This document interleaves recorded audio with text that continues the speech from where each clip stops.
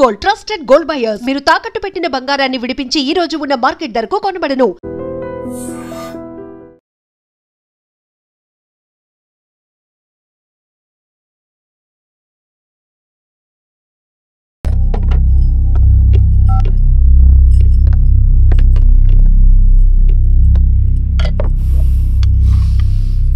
చాలు.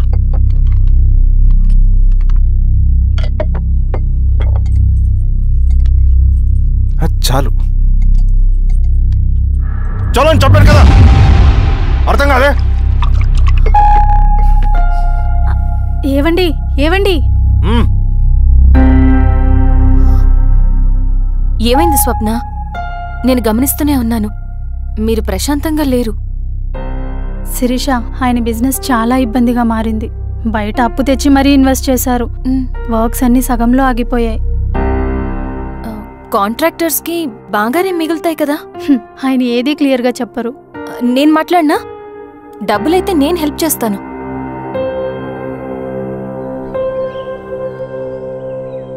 అన్నయ్య, చెప్పమ్మా. మీరు డబ్బు గురించి ఏదో ఇబ్బంది పడుతున్నారని అర్థమైంది. అవునమ్మా, ఈ ఏజెన్సీ కాంట్రాక్టర్ బతికే ఇంత ఏది సాఫీగా ఉండదు. అన్ని వైపుల నుంచి అడ్డంకులే. ప్రజల ప్రయోజనం కోసం బిల్డింగ్లు, బ్రిడ్జ్లు కట్టాలి. అడ్డమైన వాళ్ళకి లంచం ఇచ్చుకోవాలి. ఇప్పుడు ఈ నక్సల్స్ ఒకళ్ళు తయారయ్యారు. నా బ్రతుక్కి పని పూర్తయ్యేదాకా ఫండ్స్ లిస్ట్ చేయరు. వీళ్ళేమో పని చేయనివ్వరు. ఏం చేయాలో అర్థం కావట్లేదు. నక్సల్సా? నక్సల్స్కి ఏంటి సంబంధం? అదే కదా సమస్య. బయట ప్రజల కోసం మేము ఉన్నామంటారు, లోపల ఎక్స్ట్రాషన్కి అలవాటు పడ్డారు. ఎవరు కరెక్ట్గా లేరమ్మా. ఎక్కడి వాళ్ళన్నయ్య? పినపాకం మండలం నక్సల్స్ 25 లక్షలు అడిగారు.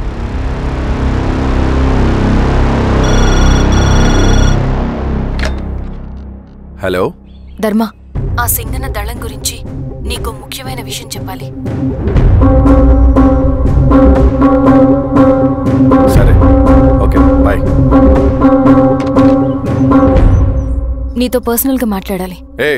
బయటకెళ్ళు. చెప్పు.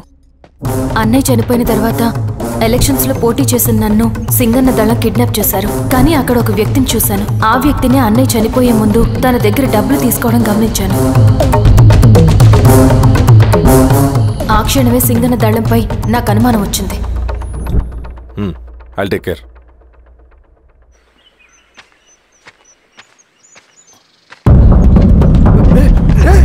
భయపడదు, నేను చంద్రుడు మనుషులు. నన్నేం చేయకండి. కూర్చోబెట్టండి. మీకు కావాల్సింది దీంట్లో ఉంది.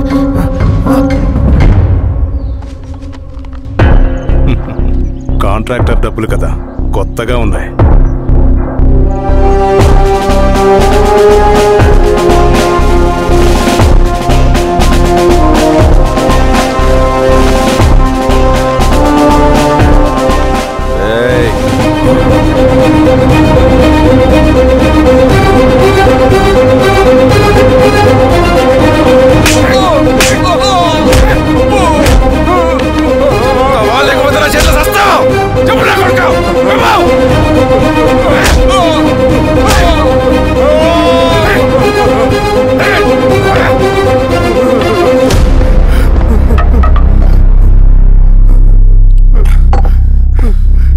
వీళ్ళ అన్న మీదున్న ప్రేమ అభిమానం ముందు మన పోలీస్ లాఠీలు ఓడిపోయాయి.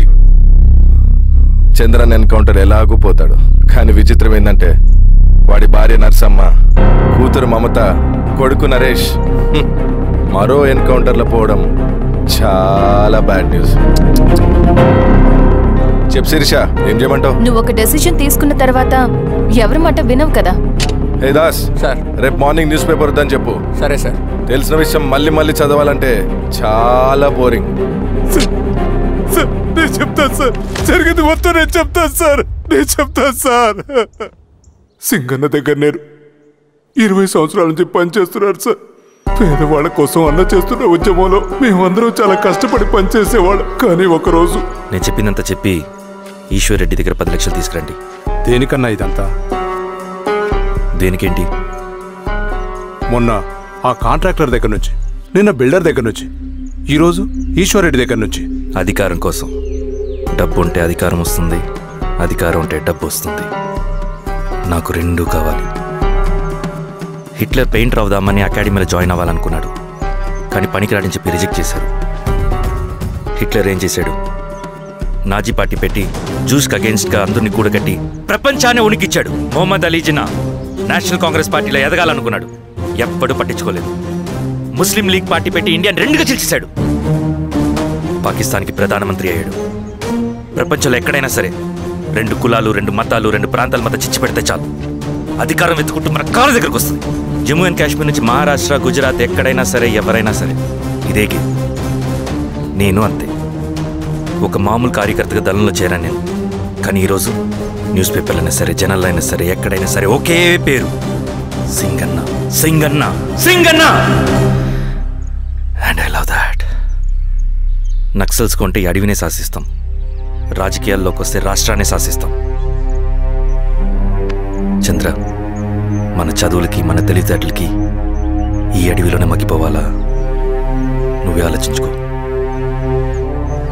ఆ మాటలు విన్న నేను ఆలోచనలో పడ్డాను. తన స్వార్థం కోసం ఉద్యమంను పెడదారి పట్టిస్తున్నాడని అప్పుడే అర్థమైంది. కానీ నాకు వేరే దారి లేదు. సింగన్న ఆదేశం ప్రకారం మేము వెంటనే వెళ్ళి ఈశ్వర్ రెడ్డిని కలిశాం. సింగన్న పార్టీ ఫండ్ కోసం 10 లక్షలు ఇమ్మన్నారు. ఆ డబ్బులు ఇస్తే రైతు కూలీ సమస్య ఉండదని చెప్పమన్నారు. అంత డబ్బా నేనెందుకు ఇవ్వాలి? నువ్వు గెలుస్తావనే భ్రమలో ఉన్నావు. ప్రజలంతా అమాయకులు కాదు రెడ్డి. ఈ ఊళ్ళో ఏం జరుగుతుందో నువ్వు మాకు చెప్పక్కర్లేదు. మీకు పార్టీ ఫండ్ ఇస్తే మాత్రం నేను గెలుస్తానని గ్యారంటీ ఏంటి? తప్పకుండా గెలుస్తావు. ఆలోచించుకో, తెలివైన వాడివి.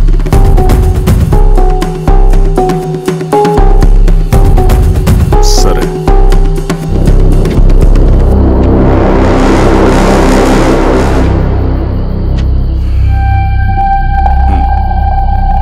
కానీ నాదో కండిషన్. నేను సింగన్ని పర్సనల్గా కలవాలి. చూస్తా, కానీ ఒక విషయం, ఈ మ్యాటర్ బయటికి రాకూడదు. జాగ్రత్త. సింగన్న స్ట్రాటజీ ప్రకారం మాకు ఈశ్వర్ రెడ్డి దగ్గర నుంచి డబ్బులు వచ్చాయి.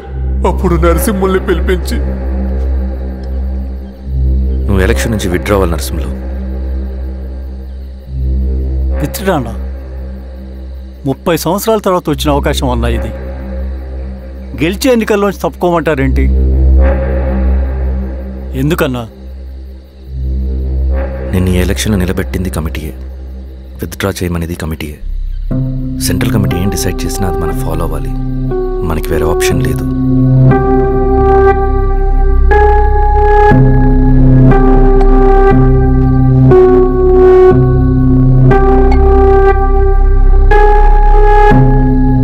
నన్ను నమ్ముకుని చాలామంది ఉన్నారన్నా. మీరు వద్దన్నా సరే నేను ఇండిపెండెంట్గా పోటీ చేస్తా. నీ పట్టుదల నాకు అర్థమైంది నరసింహులు. సెంట్రల్ కమిటీతో మరొకసారి నేను మాట్లాడతాను. కొంచెం వెయిట్ చేయి, తొందరపడద్దు. లాల్ సలాం. లాల్ సలాం. తన మాటకి ఎదురు చెప్పిన నరసింహుల్ని క్రూరంగా హత్య చేయించి ఆ హత్యను ఈశ్వర్ రెడ్డి చేయించాడని అందరినీ నమ్మించి ఆ తర్వాత ఈశ్వర్ రెడ్డిని కూడా. ఏంటి ఈశ్వరరెడ్డి గారు, కలుద్దామనుకున్నాం కానీ ఇలా కలుస్తామనుకోలేదు. ఏంటంత కోపం? ప్రజానాయకుడు నరసింహులు చంపినందుకు నీకు మరణదండనే. ఇంతకీ నన్ను ఎందుకు కలుద్దామనుకున్నావు? నర్సన్ చావుకి నాకు ఏ సంబంధం లేదు. నిన్ను కలిసి ఊరు సమస్యలు, ప్రజా సమస్యలు పరిష్కరించు. అడవికి సింహం రాజు, అడవైనా ఊరైనా ఈ సింగన్నే రాజు.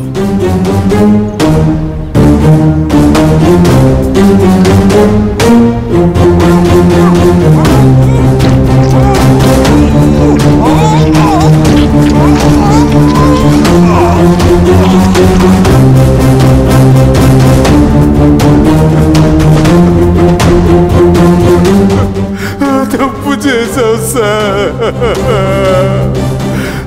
మొత్తం సింగన్నే చేశాడు.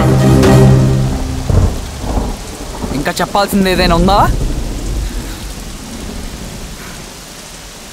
శిరీష ఆ రోజే చెప్పిందన్నా. ఇన్నాళ్ళ పోరాటంలో ఏం జరిగిందన్నా? ఏమీ లేదు. శిరీష వల్ల వాళ్ళ ఊర్లో రైతులకు భూములు వచ్చాయన్నా. నీ వల్ల చాగి అన్యాయంగా గొంతు కోసుకున్నాడన్నా. నరసింహులు, ఈశ్వర్ రెడ్డి, ఇంకెందరో అమాయకులు నీ అధికార దాహం వల్ల బలైపోయారు.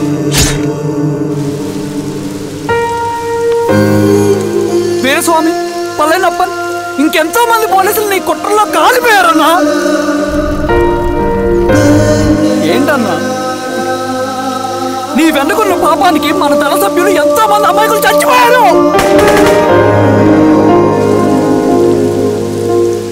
ఆ జనాలు అమాయకులన్నా.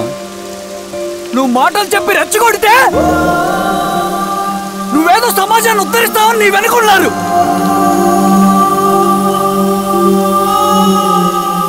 వాళ్ళకి కావాల్సింది కరప్షన్ లేని సమాజం. అది ఊరైనా అడివైనా.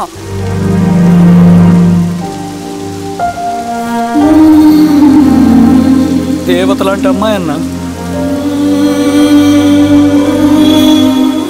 బతికినంతకాలం అందరి జీవితాన్ని బాగు చేసిందన్నా.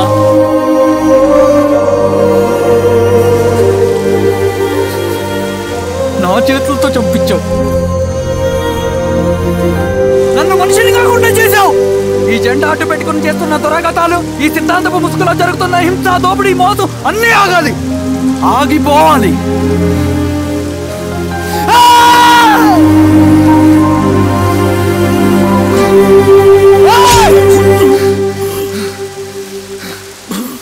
నువ్వు చెప్పిన సమాజం స్థాపితం కావాలంటే నువ్వు సమాధి కావాలి.